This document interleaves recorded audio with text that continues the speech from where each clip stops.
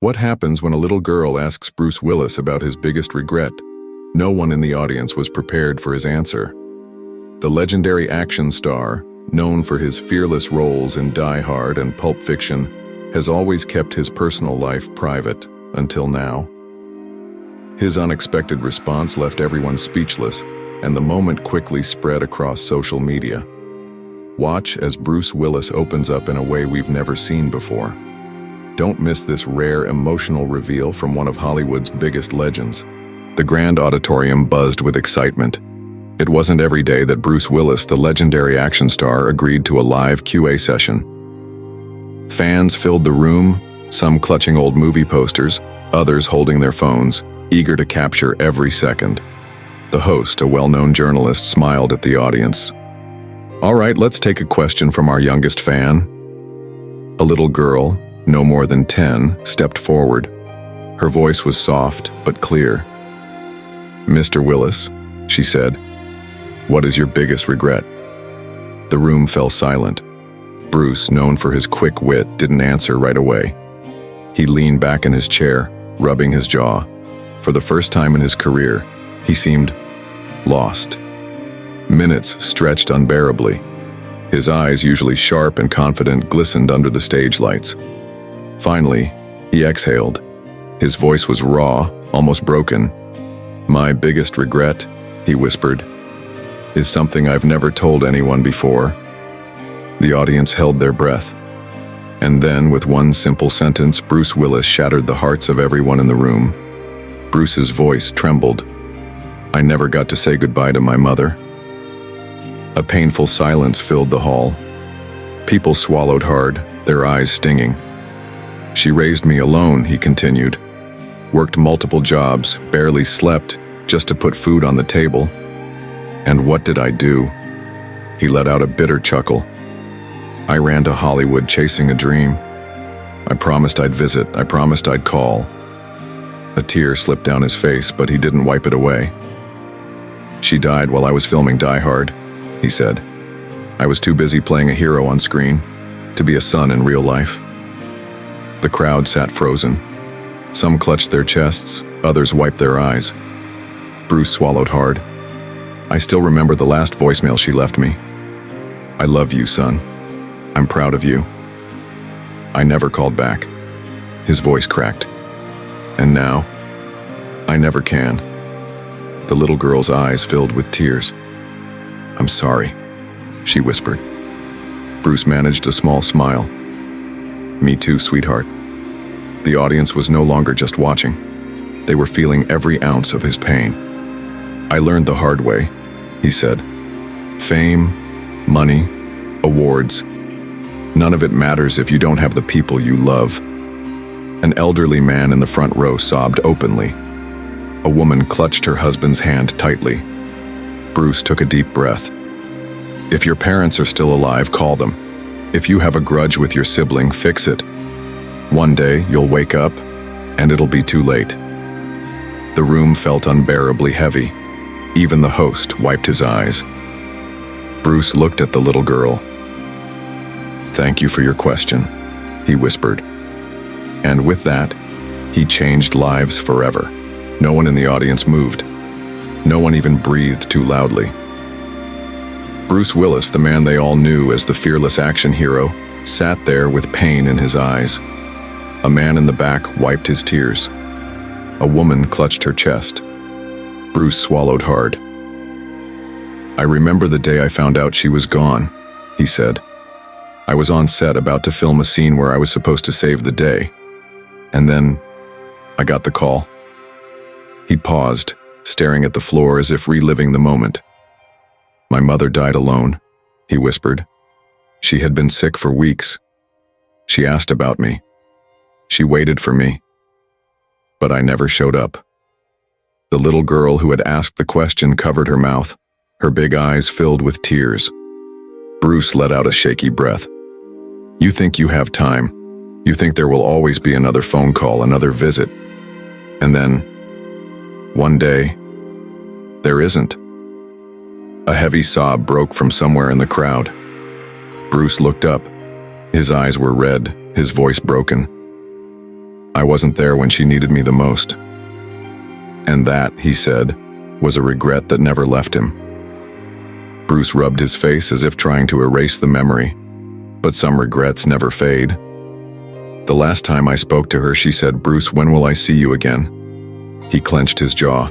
I laughed and said, "Soon, Mom, I promise." His hands gripped the armrest of his chair. I lied. A woman in the front row broke down in sobs. An elderly man shut his eyes tightly, shaking his head. Bruce took a deep breath. The funeral was in New Jersey. I stood there looking at her casket, and all I could think about was that promise I never kept. He looked up, his face raw with pain. I would give up every movie, every dollar, every award, just to have one more conversation with her. A man in his 70s covered his face, shaking. The words hit too close. Everyone in that room felt it. The weight of their own regrets, their own missed chances. Bruce leaned forward, his voice soft. If you still have someone who loves you, don't wait. Don't make the same mistake I did. Then, in a voice barely above a whisper, he said, "Because regret never fades. It only grows." Bruce cleared his throat, trying to steady himself, but the emotions were too strong. "I still have her last voicemail," he admitted. "I've never deleted it. I can't." He took out his phone and stared at it, lost in thought. "I've listened to it hundreds of times, thousands." The crowd hung onto every word. She said, "Bruce, I know you're busy, but I just wanted to hear your voice. I love you. I hope you're okay." Bruce pressed his lips together, his eyes filled with unshed tears. She never asked for much, just my time, just my voice. A deep silence settled over the room. People wiped their faces, sniffled, held on to each other. Bruce let out a trembling breath. "You don't realize how much you take for granted until it's gone." He looked at the crowd, his expression serious. "Please, call your loved ones, visit them, hold them close." Then, with a broken voice, he whispered, "Because one day all you'll have left was a voicemail." Bruce took a deep breath, but it didn't steady him. He was unraveling before the world, but he no longer cared. "I was always too busy," he whispered. "Too many scripts, too many flights, too many red carpets." The audience watched, their hearts breaking with his. "My mother used to call and leave messages. Bruce, I made your favorite pie today. Bruce, are you eating well? Bruce, I miss you." He shut his eyes. I barely answered. A woman in the crowd sobbed. An old man shook his head, gripping his wife's hand. Bruce's voice cracked. "She was my biggest fan. She watched all my movies, even the bad ones." He let out a sad chuckle. "She always said, 'My boy can do anything.'" His hands trembled as he looked up. "And yet the one thing I should have done, be there for her, I failed." The silence was suffocating. Even the camera crew had tears in their eyes. Then Bruce said something that sent chills down everyone's spine. "The day before she died, she called me. I didn't pick up." His voice was barely above a whisper. "She died thinking I was too busy for her." The audience was drowning in emotion. People wiped their eyes. Some held their chests, feeling their own past mistakes rush back to them. Bruce clenched his fists. That phone call, I ignored it. I was on set. I told myself I'd call her back later. He let out a shaky breath. But later never came. His words were knives to the heart. Everyone listening felt it. "My sister called me the next morning," he continued. "I knew before I even picked up." A single tear slid down his face. "Bruce, she's gone." A soft gasp rippled through the crowd. Bruce looked up at the ceiling, blinking rapidly. I don't remember what I said after that. I just remember falling to my knees. The little girl who had asked the question was crying now.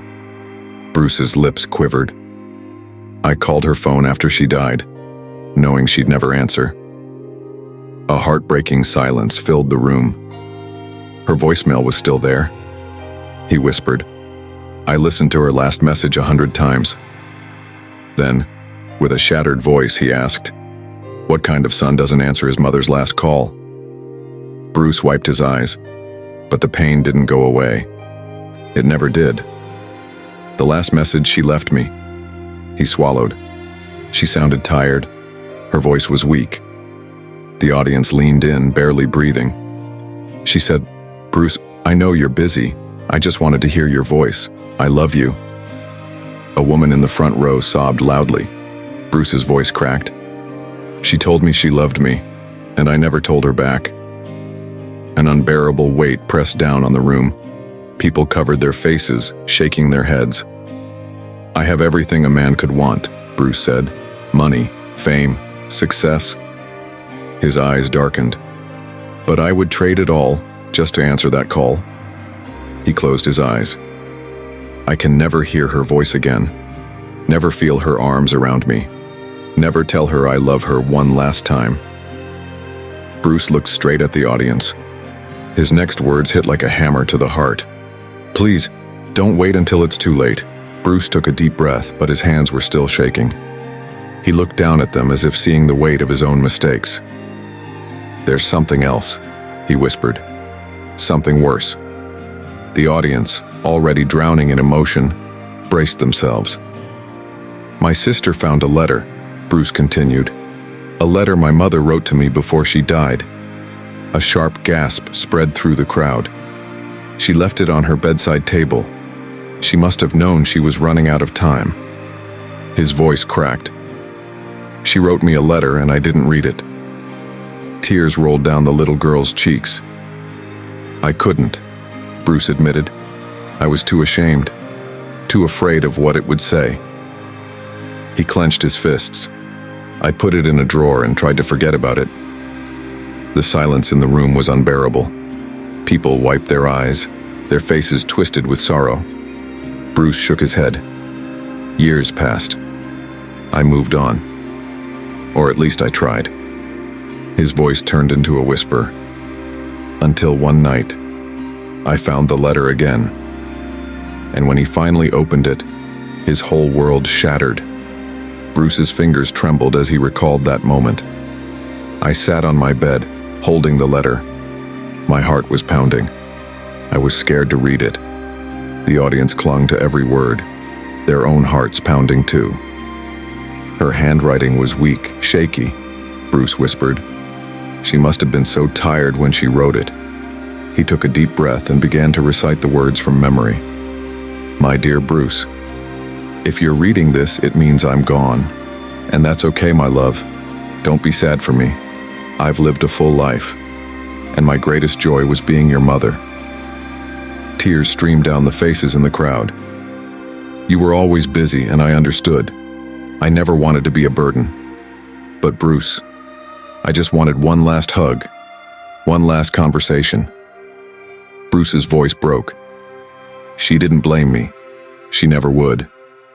He wiped his face, but the tears kept coming. The last line of the letter destroyed me. The crowd leaned in, hearts racing. Bruce's lips trembled. She wrote, I hope you forgive yourself one day. And in that moment, Bruce Willis, Hollywood's toughest man, began to sob. The entire room was in tears. People sobbed openly, unable to hold back the flood of emotions. Bruce exhaled shakily. I held that letter to my chest and cried harder than I ever had in my life. An elderly man in the front row covered his mouth, his shoulders shaking. Bruce's eyes glistened. That night I dreamed of her. She was sitting in our old kitchen, wearing that blue apron she loved. She looked at me and smiled. The audience listened, lost in the moment.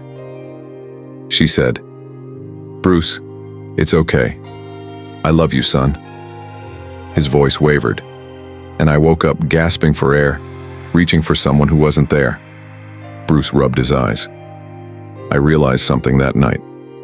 He looked straight into the camera, straight into the hearts of millions watching.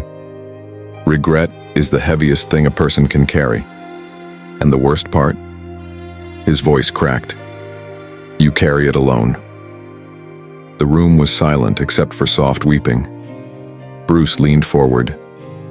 Please, If there's someone you love, tell them today. Don't wait. His eyes darkened. Because one day, all you'll have left is a letter you waited too long to read. Bruce exhaled, his face heavy with emotion. The silence in the room was thick, the weight of his story pressing down on every heart. I should have called her more, he admitted.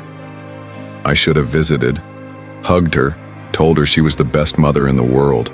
His voice dropped to a whisper. But I was always running, always chasing something.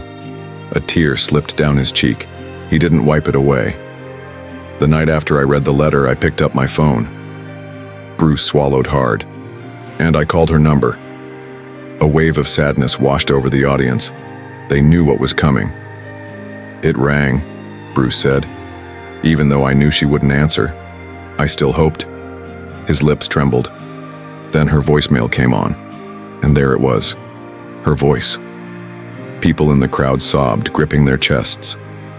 She sounded so warm, so full of love, Bruce whispered. I listened to it over and over. His voice cracked. But the thing that broke me the most, he looked up, his eyes wet with tears. I left her a message, knowing she'd never hear it. The audience was shaking, tissues pressed to their faces. Bruce's pain had become theirs. I don't even remember what I said at first, Bruce admitted. I was crying too hard. His voice trembled, but then I finally whispered the words that had been stuck in my heart for so long. He closed his eyes, remembering. Mom, I love you. I love you so much. I'm sorry. I should have been there more. I should have picked up.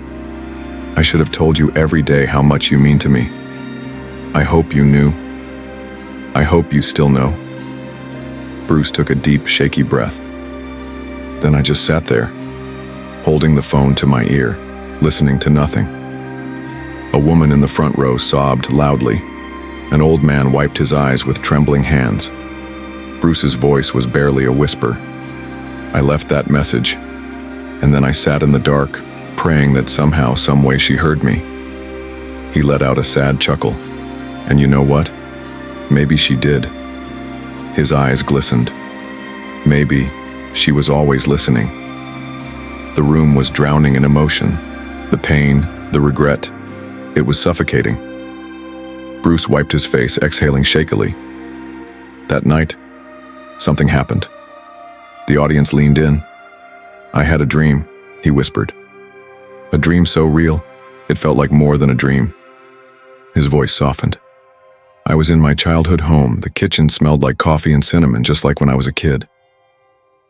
People listened, hanging on to every word. She was there, Bruce said. His lips quivered. My mom. A sharp gasp rippled through the crowd. She looked at me with those kind eyes and said, Bruce, sweetheart, I heard your message. Tears streamed down his face now. The audience was openly weeping. I ran to her, Bruce whispered. I hugged her so tight, afraid she'd disappear. He paused. His next word shattered every heart in the room. And as she held me, she whispered, You are forgiven, my son. Bruce looked up, his voice shaking. And for the first time in years, I finally felt at peace. Bruce took a deep breath, his face raw with emotion. I woke up that morning with tears on my pillow, he admitted. The dream felt so real. For the first time in years, I felt my mother's warmth. The room was dead silent, only the sound of quiet sniffles filling the air. I wanted to believe it was just my mind playing tricks on me, Bruce said. But deep down, I knew it wasn't. He looked straight into the crowd. I believe she really visited me that night, that she really forgave me. A woman in the audience clutched her chest, sobbing. A man wiped his eyes with his sleeve. Bruce's lips trembled. And in that moment, I made a promise. He swallowed hard. I promised to stop living in regret. I promised to love harder, to hold on to the people in my life before it's too late. His voice cracked. Because one day, you don't get another chance. One day, All you have is an old voicemail and a heart full of what-ifs. Bruce looked down for a moment, gathering himself. Then he whispered, "I never got to say goodbye, but somehow, I think she already knew." Bruce took a deep breath, looking out at the sea of teary-eyed faces. "I know I'm not the only one with regrets," he said softly. "I know some of you are sitting here right now thinking about someone you should have called, someone you should have hugged one more time." People in the audience nodded, their faces wet with tears. "If I could go back, I would give anything for just 5 more minutes with my mom." His voice broke. "But I can't." He looked straight into the camera. "But you can." The room fell silent. People held their breath. "You still have time," Bruce said. "If there's someone you love, someone you haven't spoken to in years, someone you've been too busy for, call them, right now. Tell them you love them. Tell them you're sorry." He wiped a tear from his cheek. "Don't wait until all you have left is regret." A deep, aching silence filled the room. Then, one by one, people reached for their phones, dialing numbers with shaking fingers. Bruce nodded. "Go ahead, make that call. I'll wait." Bruce took one final deep breath. "I've been in some of the biggest movies in history. I've had fame, money, success, but none of that matters." The audience held their breath. "The only thing that matters is love," Bruce whispered. "The people we love, the time we have with them, that's the real treasure." A woman in the front row clutched her chest, weeping. An elderly man in the back wiped his eyes, nodding. Bruce's lips quivered. "So please, don't waste another second. Love your family, love your friends, because one day," his voice cracked, "one day, time runs out." He looked out at the crowd, his eyes glistening. And then, with a soft, broken smile, he said, "Thank you." The room erupted into applause, long, emotional, heartfelt. People stood, still wiping their tears, still breathing through their sobs. The moment was real. The pain was real. And the message? Unforgettable. A message to you, the viewer. If you made it to the end of this story, I know your heart is heavy right now. I know you're thinking of someone. Maybe someone you lost, maybe someone you still have time to reach. Don't wait.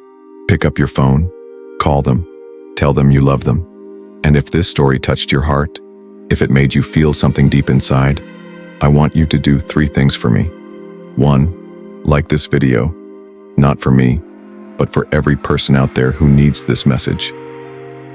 2, subscribe, because stories like this matter, and I want to share more with you. 3, comment below. Tell me, who are you calling today? Who do you wish you could hug just one more time? Let's share, let's connect, let's heal. And remember, love is the only thing that truly lasts. Thank you for watching.